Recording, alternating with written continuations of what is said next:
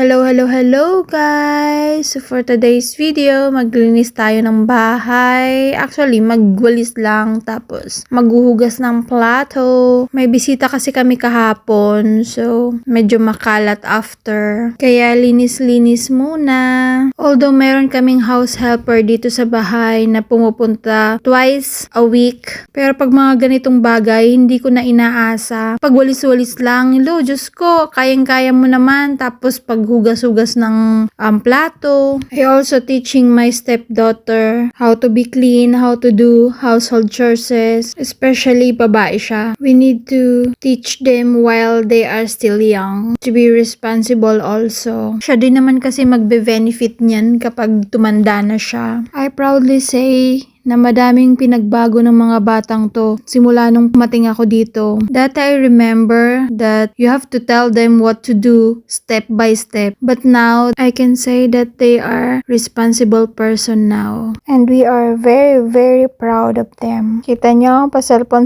pa yan habang naglilinis. Multitasking. Gusto niya daw kasi may music habang naglilinis siya. So, ayun. Pagbigyan ng batang makulit. Nagiging music lover na din to. Nahawa na yata sa akin kasi gusto ko kada maglilinis ako or kung anong gagawin ko, gusto ko may music na pinakikinggan. Nakakagaan kasi magtrabaho, di ba? Next time nga, plan kong magpabili ng karaoke dito. Ewan ko na lang kung hindi pa mabulaw ang mga kapitbahay namin dito. Mga walang pakialamanan pati ang mga tao dito. Hindi tulad yan sa atin. Ang daming marites. Anyway, ako nga pala ay naghugas na dyan ng pinggan dahil madami kaming pinggan na hugasin. Ewan ko ba, 4 lang kami dito pero ang hugasin namin laging parang pang 1 dosenang tao.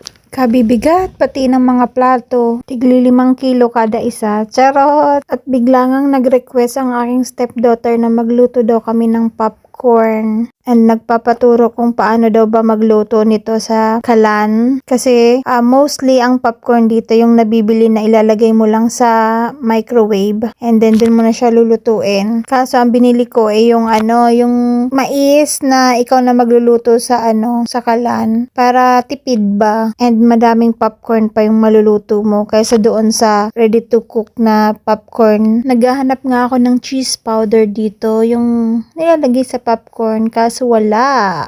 Napuntahan na yata namin yung iba't ibang grocery store pero walang ganon. Hindi sila mahilig yata sa ganon dito. So ayun, hinayaan ko na yung dalawa dyan na magluto ng kanilang popcorn. Sometimes para silang si Tom and Jerry. Laging magkaaway. Pero tingnan mo naman, ngayon, magkasundo sila dahil pareho nila gustong kumain ng popcorn. So, ayan, luto na ang popcorn ni Bella.